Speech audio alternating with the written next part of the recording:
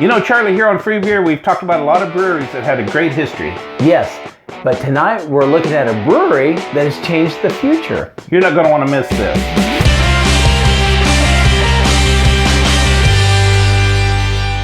Hey everybody, thanks for joining us on another episode of Free Beer with Charlie. This is Charlie. And this is Big Al. How's it going? Well, we can't thank you enough for being here with us tonight.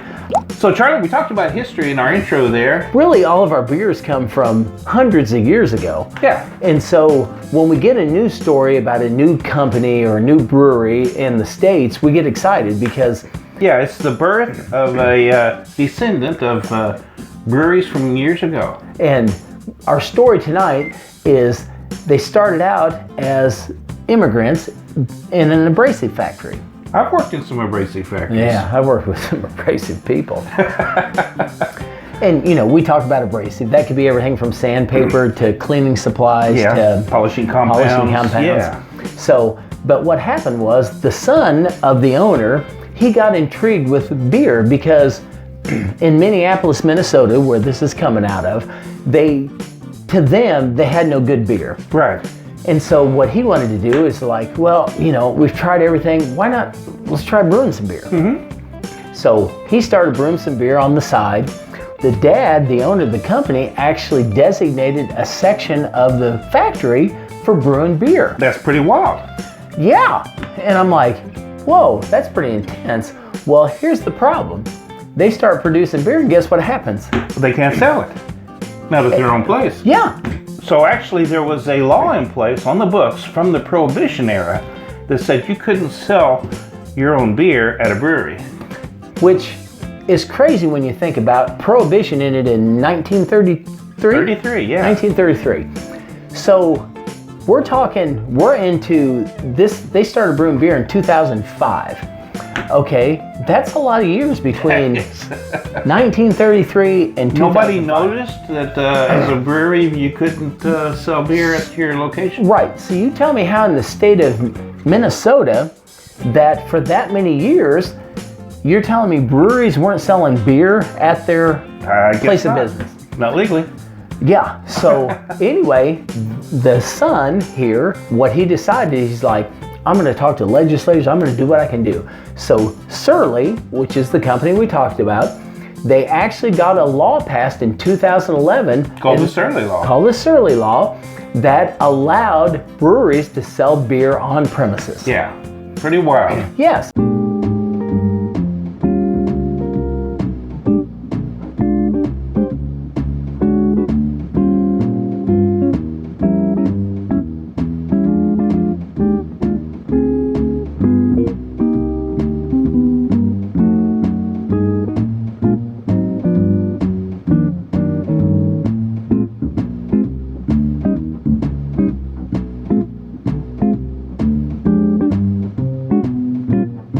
Yeah, and you know, they went on to produce so much beer that the beer production took over the abrasive factory. Yeah.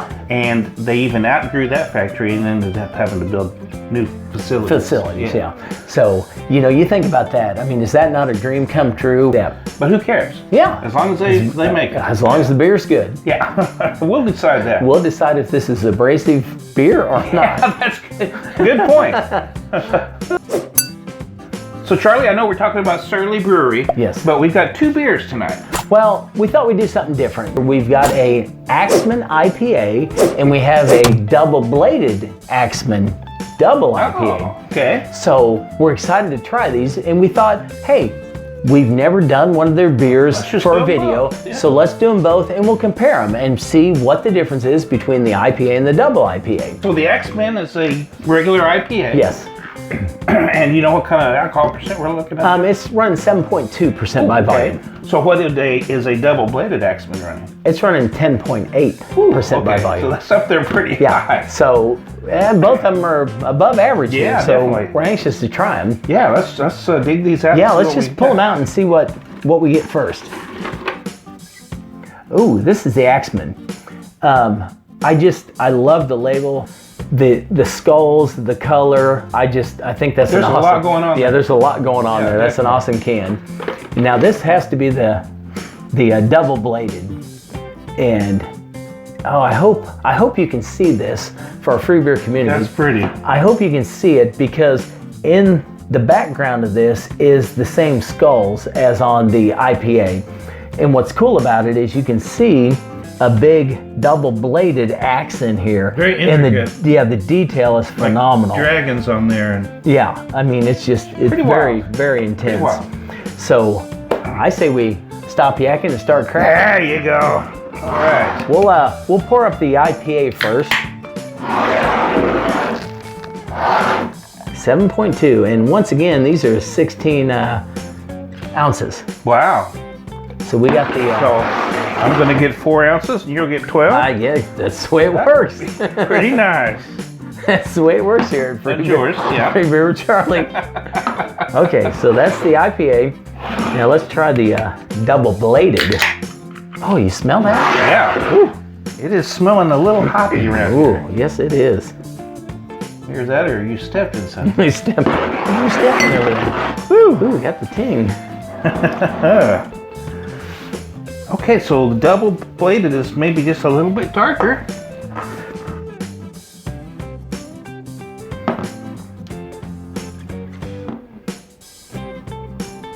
There's not a lot of difference. Not a lot of difference. There. The head's about the same color too. Mm-hmm. The aroma's nice. It's a little hoppy. Yes, very nice. Not Over crazy. not really grapefruity like a lot of them. Yeah. A little bit of fruit. A little bit. Interesting. I'm getting more of that grapefruity out of the IPA than the double. Just a tinge more. It's not much. Yeah, I'm not telling much. It's not much difference. What's the motto they have for these? Something about they're dank and they're Oh, on the Axeman, it's dank, hoppy, and loud. okay. And now on the double, the double bladed, it's dankier, hoppier, and louder. Okay. So that was a good thing to bring up because let's try the original? IPA Okay. and see what happens. Nice. Very nice. Yeah. That's good. It's very smooth and It is smooth. It's got fruity. a crisp fruitiness to it. I'm getting a little bitter on the backside. Yeah. Nothing I'd say typical off-putting or IPA anything. Yeah. on the backside. That's what a lot of people go for is Yeah. this IPA.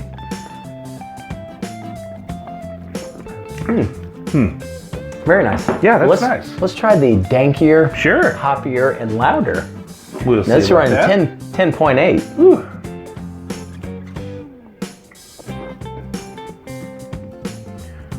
See, now I like that better. I do too. That's it doesn't have as much of the bitter on the end. Although I got to tell you, I'm not really tasting an alcohol wang there, or Now, at 10.8, I would think we'd be tasting something there. And to me, the double bladed is smoother. yes, It's almost a creaminess to it. it does have just a. It's not as crisp. No, it's definitely not as crisp, but to me it's smoother. It's got a Boy, go back to that one again. You really notice the crispiness now. yeah. And that little bit of a bitterness on the end. Yeah. It's not really noticeable here. I don't know if it's because of the alcohol. It may be. But, wow. I just think that double bladed is a smoother, easier drinker. Yeah. You know, these, Excuse me. what you got going on over there, Travis? Darn. I'm not sure where that came from. I was sitting in a meeting yesterday with 6 or 7 people in the conference room at work, and my stomach, it was right at noon, my stomach goes. Everybody goes, Guy next to me looks over and says, "What you got going on over there?" it's obviously lunchtime. The beast has awoken and he wants fed. You have woken the beast. Yeah, so classifications. You know, it's a little bit on the refreshing side. Even though the alcohol's kind of drying, it's going down. You just feel refreshed. Oh yeah. That's what's interesting and unique about this is they're both, for the alcohol being higher, they are, to me, they're smooth. Both of them are easy drinkers. I don't think you should guzzle them. No, definitely not going to guzzle them. But you know, they are in the same vein. You can tell they're brothers. Yes, they're definitely brothers. If I was going to rate these right now and I was going to get paid big bucks to do it, which I'm not. We wish we were. I would honestly probably give this a 5 and this a 4.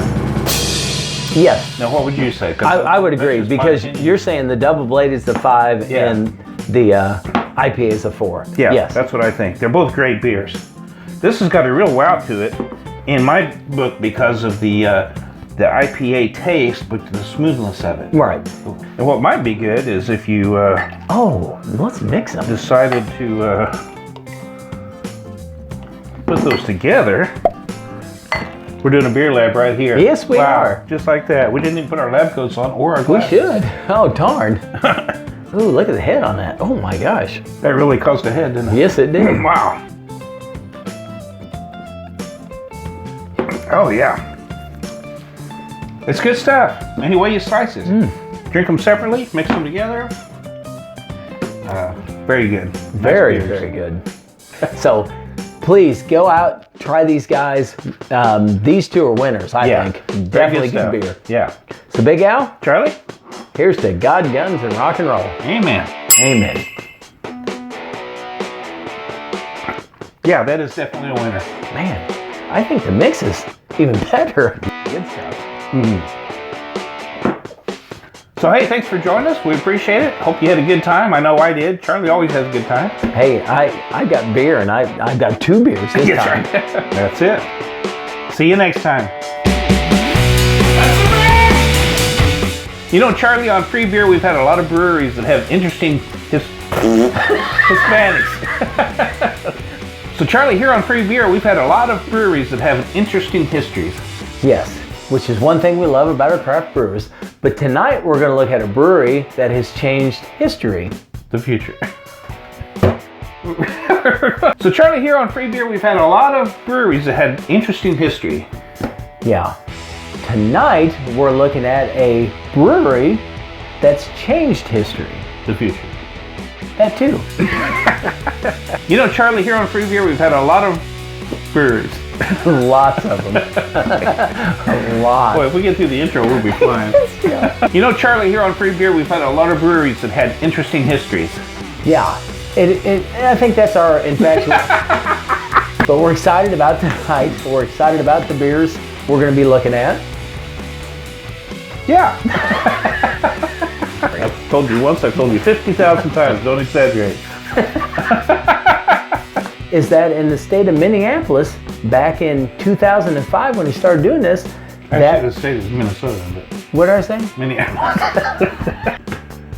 All right, sir. All right. Woo! Back when we originally sampled our first Surly brewer. You sound like Foster Brewers. Woo! Okay. So we hope, I don't know where it's going with that now. Tell you that enough. We hope you have as much. So, say goodnight, Charlie. Good night, Charlie.